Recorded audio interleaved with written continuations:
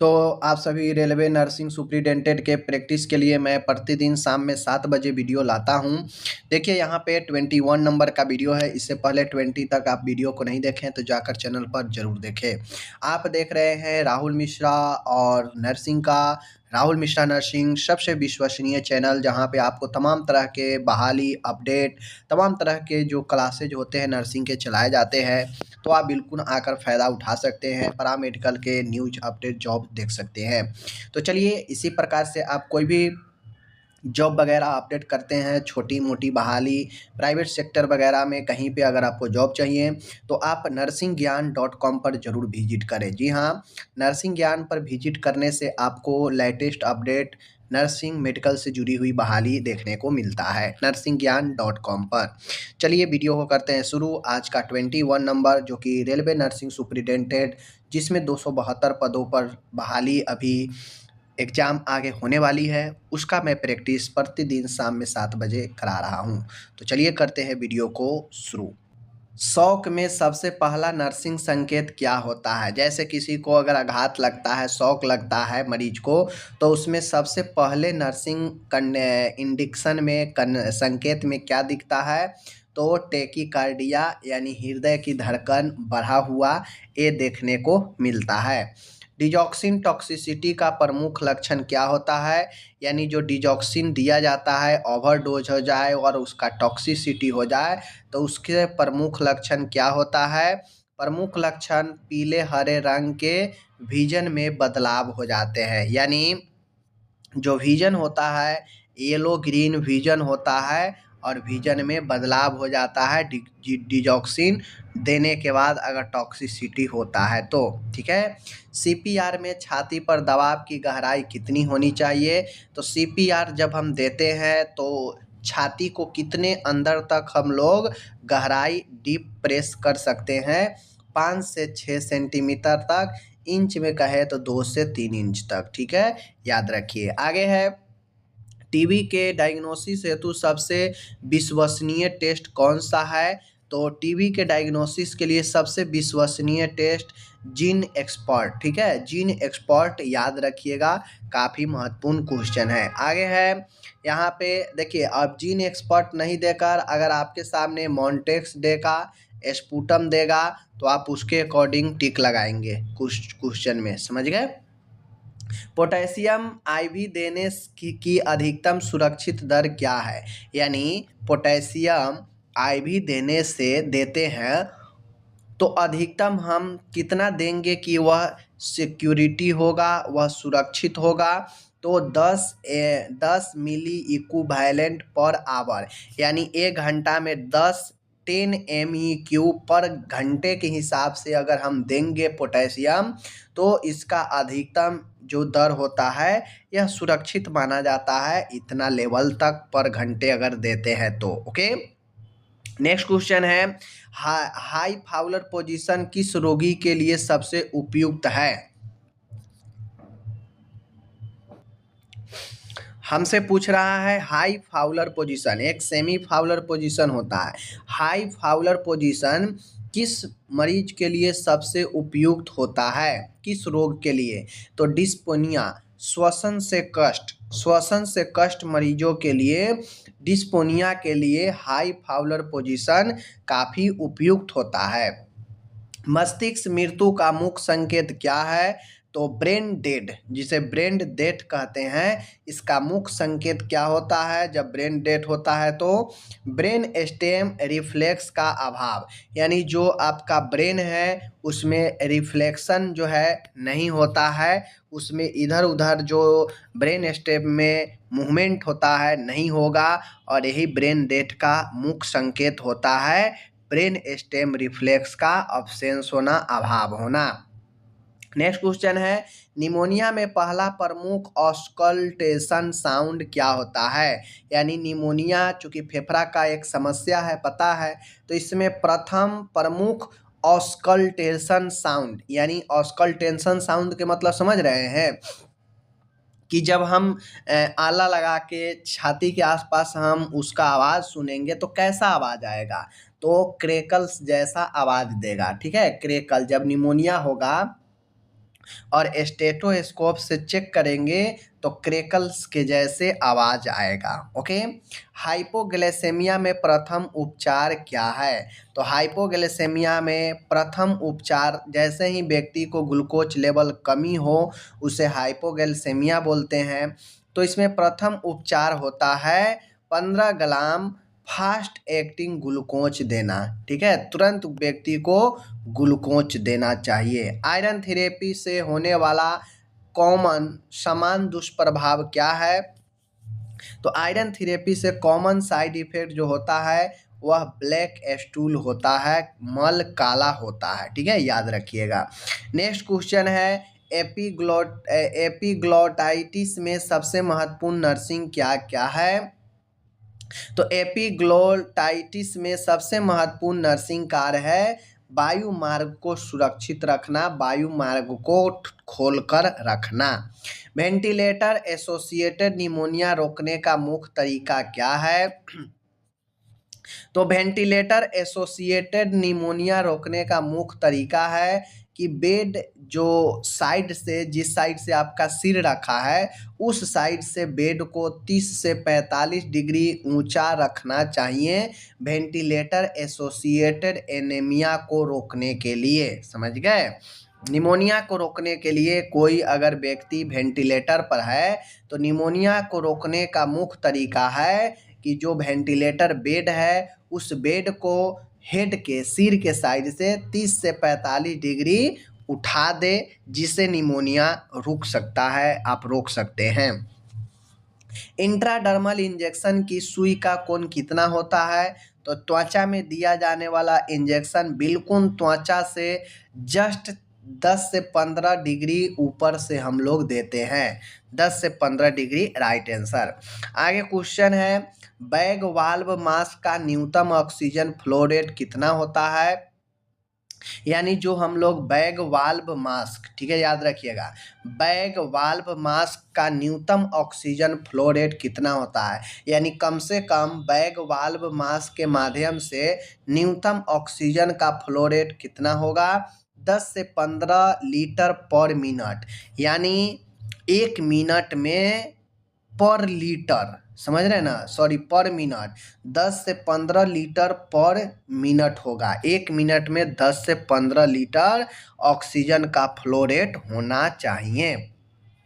आगे है antidote morphine overdose का, यानी एंटीडोट मॉर्फिन लेते हैं, मॉर्फिन क्या करता है? दर्द से राहत दिलाता है।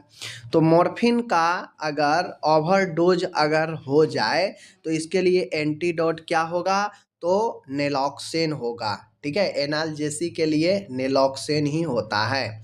आगे है एंटीडोट वारफिन, तो वारफिन का एंटीडोट विटामिन के होता है, याद रखिएगा, ये सब क्वेश्चन पूछता है। आगे मैं बढ़ता हूँ, हाइपोग्लाइसेमिया ईसीजी संकेत क्या होगा? हाइपर कैलेमिया, तो हाइपर कैलेमिया में ईसीजी संकेत होगा टॉल टेंटेड टी वेव। ठीक है ना, टॉल टेंटेड टी वेव, ठीक है, याद रखिएगा। CHF में सबसे पहला नर्सिंग हस्तक्षेप क्या होता है? तो कोरोनरी हार्ट फेलुअर में ऑक्सीजन देना सबसे पहला हस्तक्षेप होता है, ऑक्सीजन देना, क्योंकि जब व्यक्ति को हार्ट फेल करता है तो ऑक्सीजन की कमी हो जाती है। आगे है स्ट्रोक में CT स्कैन क्यों जरूरी है? स्ट्रोक में CT स्कैन क्यों जरूरी है? जब व्यक्ति को स्ट्रोक लगता हो, जब ब्रेन में ब्लॉकेज हो जाता है तो स्ट्रोक लगता है, तो स्ट्रोक में CT स्कैन क्यों जरूरी है? ब्लीड और इन्फार्क्ट में अंतर करने हेतु, यानी जो ब्लीडिंग है और जो इन्फार्क्ट होता है इन दोनों में अंतर करने के लिए CT जरूरी होता है। ठीक है, खसरा का फैलाव किस प्रकार होता है? यानी मिजल्स कैसे फैलता है? तो यह ड्रॉपलेट संक्रमण से फैलता है खसरा। ठीक है, याद रखिएगा। नेक्स्ट क्वेश्चन है लिथियम टॉक्सिसिटी का पहला लक्षण क्या है? यानी जब लिथियम मरीज को दिया जाए और वह साइड इफेक्ट कर जाए, ओवरडोज हो जाए, तो पहला लक्षण, प्रथम लक्षण क्या दिखेगा? ट्रिमर्स दिखेगा, कंपकंपी या कंपकंपी जो होता है हाथ पैरों में वो दिखेगा। आगे है पैंक्रियाटाइटिस में दर्द कहाँ रहता है? तो पैंक्रियाटाइटिस में दर्द जो है एपिगैस्ट्रिक क्षेत्र से पीठ तक फैला रहता है, समझ गए ना। देख लीजिए पैंक्रियाटाइटिस में दर्द कहाँ रहता है? तो पैंक्रियाटाइटिस में दर्द एपिगैस्ट्रिक यानी सीने के ठीक नीचे बिचला हिस्सा एपिगैस्ट्रिक का होता है, उस क्षेत्र से लेकर पीठ के तक यानी पिछले वाला भाग तक फैला रहता है। हाइपोकैलेसेमिया का संकेत, तो हाइपो मतलब कम और कैल्सेमिया मतलब कैल्शियम, कैल्शियम का कमना किसका संकेत होता है? ट्रूजोसाइन, ठीक है, ट्रूसोसाइन याद रखिएगा। आगे बढ़ता हूँ। नर्सिंग प्रोसेस का पहला चरण असेसमेंट होता है, सबको पता है, ठीक है। सुकराल फेल्ट कब दिया जाता है? सुकराल फेल्ट कब देते हैं?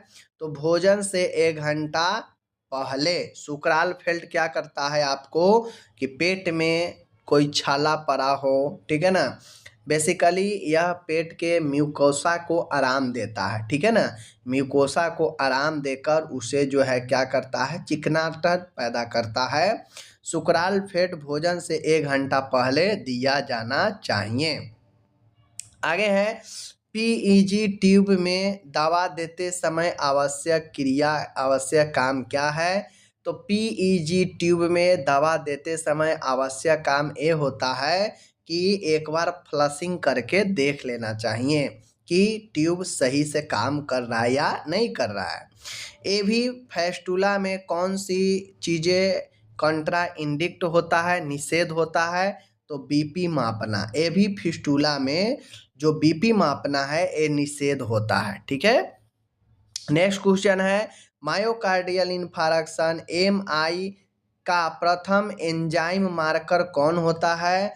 तो ट्रोपोनिन आई होता है। यह ट्रोपोनिन क्या करता है माय डियर? बताता है मायोकार्डियल इन्फार्क्शन को, इसीलिए इसे एंजाइम मार्कर कहा जाता है। नेक्स्ट क्वेश्चन है आईवी नाइट्रोग्लिसरीन का प्रमुख खतरा क्या है? यानी आईवी मार्ग से अगर आप एनटीजी देते हैं, नाइट्रोग्लिसरीन देते हैं, तो इसका प्रमुख खतरा हाइपोटेंशन का होता है, बीपी अचानक से कमने का यह खतरा हो सकता है एनटीजी देने से।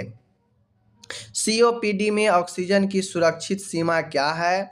तो सीओपीडी अगर मरीज को है, ठीक है, तो 1 से 2 लीटर पर मिनट, यह न्यूनतम आवश्यक 1 से 2 लीटर पर मिनट होता है। आगे बढ़ूँ तो DKA डायबिटिक केटा एसिडोसिस का मुख्य लक्षण कुसमोल रिस्पायरेशन होता है, जो कि मैं पहले बता चुका हूँ, ठीक है।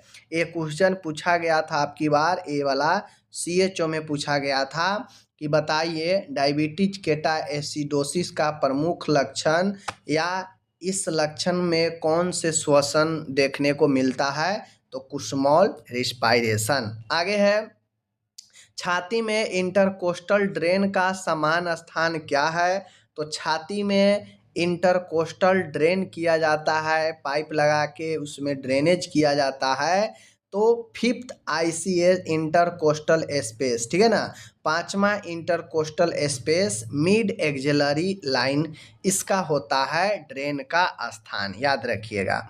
आगे है कब्ज में कौन सा डाइट बढ़ाया जाता है? तो हाई फाइबर डाइट कब्ज में देना चाहिए। आगे है जलन में सबसे पहला कदम क्या होता है? तो अगर जल जाए, कोई भी बर्न कर जाए, तो सबसे प्रथम कदम ठंडे पानी से धोना चाहिए, कूलिंग करना चाहिए, यानी उस पर ठंडे पानी रखना चाहिए। सीजर में दौरा पड़ने में नर्स क्या नहीं करेगी? तो सीजर होने पर मुंह में कुछ डालना, मरीज को जब दौरा पड़े तो नर्स को मुंह में कुछ भी नहीं डालना चाहिए, ठीक है। आगे बढ़ता हूँ तो क्वेश्चन है नर्सिंग में ABC का अर्थ क्या है? तो नर्सिंग में ABC का मतलब होता है A for airway, B for breathing, C for circulation, वायु मार्ग, श्वसन और रक्त सर्कुलेशन, ये 3 महत्वपूर्ण चीज़ होता है जीवन के लिए। अगर कोई बेहोश होता है तो पहले इन्हीं तीनों चीज़ों को देखा जाता है, क्लियर किया जाता है। गर्भावस्था में एनीमिया की WHO परिभाषा क्या दिया? तो गर्भावस्था में एनीमिया का परिभाषा 11 से कम 11 ग्राम पर डेसीलीटर कम होने पर यह एनीमिया के श्रेणी में आ जाता है। आगे है, निमोनिया में सबसे महत्वपूर्ण लैब टेस्ट क्या है? तो निमोनिया फेफड़ा, इसमें स्पुटम कल्चर होता है। सलाइन लॉक का उद्देश्य क्या है? जो सलाइन हम लोग लगाते हैं उसमें लॉक का उद्देश्य क्या है? तो आईवी एक्सेस खुला रखना। लॉक क्या करता है? हम लोग लॉक कर देते हैं तो लॉक करने से जो होता ये है कि वह ऑटोमेटिक जो है अपने आप ऊपर नीचे नहीं होगा। जितना फ्लो रेट पर आप सेट कर देंगे उतना पर वो सेट रहता है, लॉक रहता है, ठीक है। एनाफाइलेक्सिस में प्रथम दवा क्या है? तो एनाफाइलेक्सिस में प्रथम दवा होता है नॉरएपिनेफ्रिन, या इसी को एपिनेफ्रिन बोलते हैं, ठीक है। नेक्स्ट क्वेश्चन है, स्किन टेस्ट में व्हील कितना होना चाहिए? तो स्किन टेस्ट में जो व्हील होता है वह 6 से 10 मिलीमीटर होनी चाहिए, मिमी होनी चाहिए। नर्सिंग में ब्रेडिकार्डिया का परिभाषा है 60 से कम बीट पर मिनट, यह नर्सिंग में ब्रेडिकार्डिया होता है। आगे है, सीरम सोडियम अगर 120 से कम हो तो क्या कहलाता है? यह सीवियर हाइपोनेट्रेमिया कहलाता है, ठीक है। 120 से अगर कम हो तो यह सीवियर हाइपोनेट्रेमिया, गंभीर जो है सोडियम की कमी कहलाता है। पल्मोनरी एम्बोलिज्म का क्लासिकल संकेत क्या होता है? तो पल्मोनरी एम्बोलिज्म का क्लासिकल संकेत होता है अचानक सांस फूलने लगना, यानी फेफड़े के किसी रक्त वाहिनी में अगर कोई चीज़ फंस जाएगा, कोई चीज़ का टुकड़ा, तो वह एम्बोलिज्म होता है और उससे होता यह है कि अचानक सांस फूलने लगता है। एनजी ट्यूब चेक करने का सबसे अच्छा तरीका है कि पीएच जांच कीजिए और वह 5 से अगर कम है तो यह जो है एनजी ट्यूब चेक करने का सबसे अच्छा तरीका माना जाता है। कैंसर रोगी में दर्द का स्केल न्यूमेरिक पेन स्केल पर मापते हैं हम लोग, ठीक है। न्यूमेरिक पेन स्केल होता है, इस पर हम कैंसर रोगी में दर्द का आकलन करते हैं। नेक्स्ट क्वेश्चन है, सर्जरी के बाद पहली नर्सिंग प्राथमिकता क्या होती है? तो जैसे ही सर्जरी हो जाए तो सबसे पहले हम लोग एयरवे जांचते हैं, वायु मार्ग को देखते हैं कि हाँ व्यक्ति प्रॉपर श्वसन कर रहा है, व्यक्ति को प्रॉपर जो श्वसन मार्ग है ठीक ढंग से काम कर रहा है या नहीं कर रहा है, ठीक है।